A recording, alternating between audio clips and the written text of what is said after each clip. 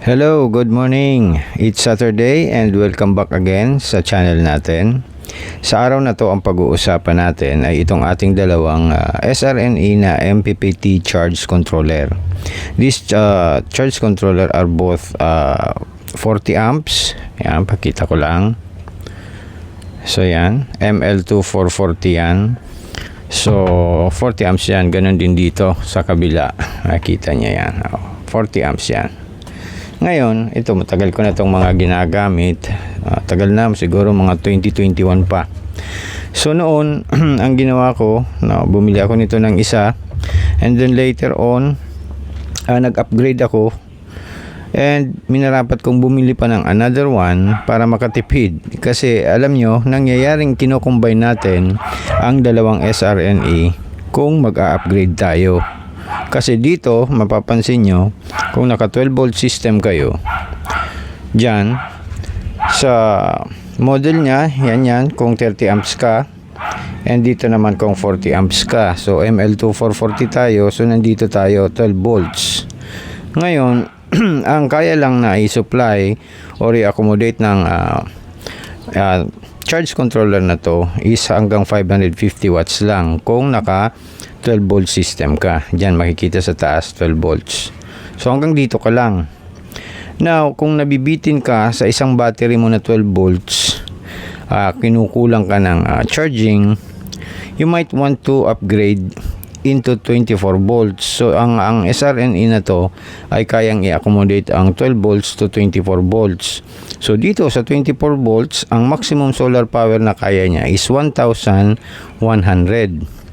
So dito, naka 24 volts ka na ang battery mo.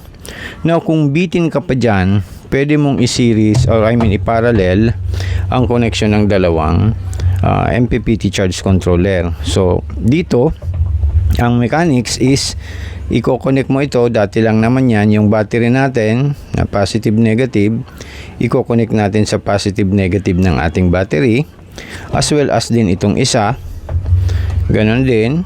Yan, battery positive and negative, i-connect din natin sa ating 24 volts na battery. Pero, ang settings dapat ay parehas. So, kung naka 12 volts ka dyan, 12 volts dito, dapat i-set up mo yan sa 24 volts. And yung settings niya, yung mga parameter settings nito, dapat parehas sila. Magkaiba kasi ang setup ng ating ML40 amps na MPPT SRNE compared dun sa ating isang 60 amps na SRNE. Iba ang settings doon. May babaguhin tayo doon sa parameter setup niya kung halimbawa dalawang 60 amps ang i-combine mo.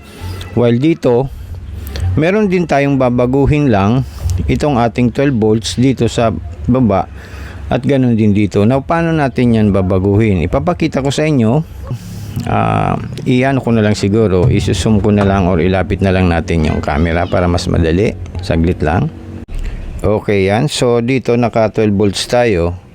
Kung babaguhin mo yan, kung ililipat mo sa 24 volts, long press mo lang itong ating button dito na rightmost.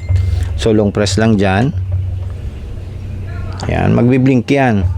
Dito, ang nagbiblink niya ay yung user. So pag in-adjust mo yan dito sa up na button, lilipat yan sa flood or SLD or gel kung naka gel type pa kayo, and or lithium. So diyan kayo pipili ng battery settings nyo kung ano.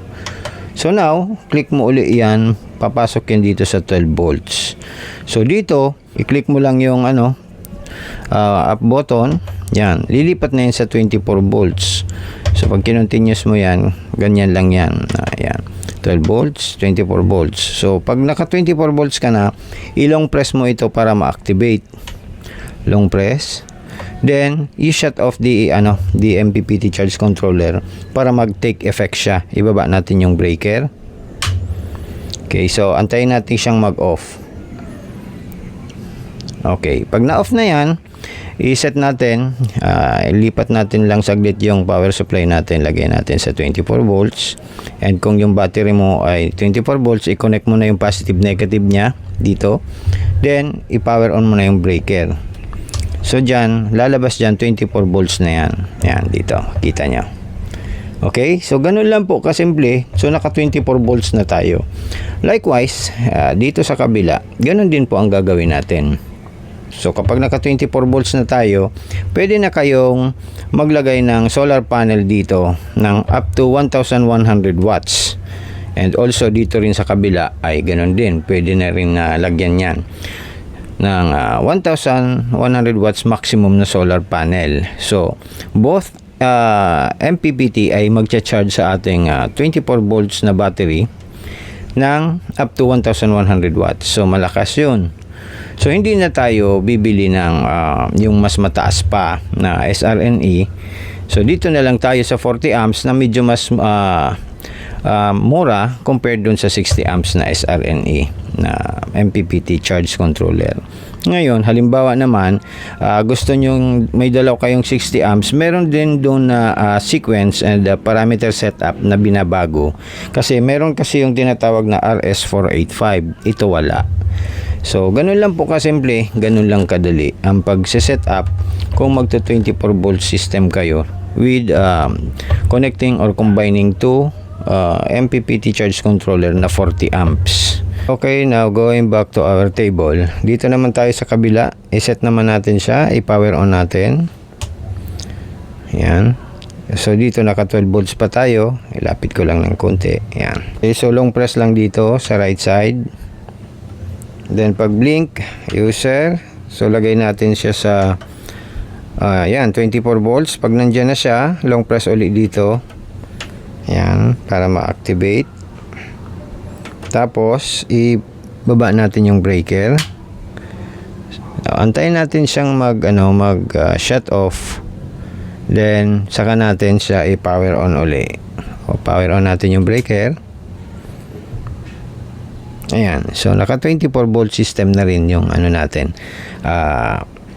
Isang charge controller natin. Now, kung may question kayo, ilagay nyo na lang dyan sa comment section.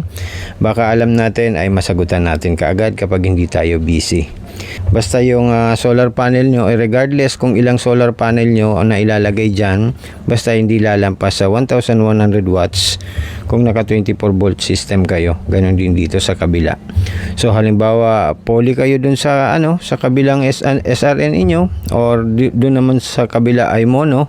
So walang problema yan dahil separate naman yung natin, SRNE, separate MPPT charge controller, provided na dapat parehas lang yung settings niya. So if ever meron mga fault dito na lumabas, I suggest ilagay nyo na lang ito sa ilong press nyo na lang and lagay nyo na lang siya sa lithium. Pili na lang kayo kung naka flood battery kayo, kung naka gel type or lead acid, yan, gel and or lithium.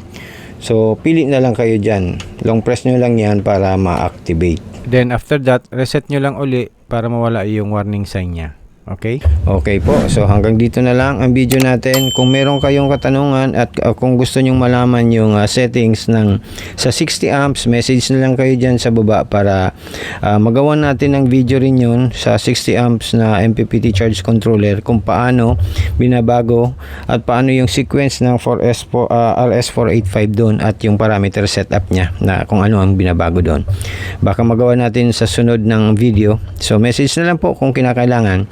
So hanggang dito na lang po ang video natin. Maraming salamat sa inyo sa patuloy niyong pagtatangkilik ng channel natin. Hanggang sa muli, God bless everyone. Keep safe always. Bye.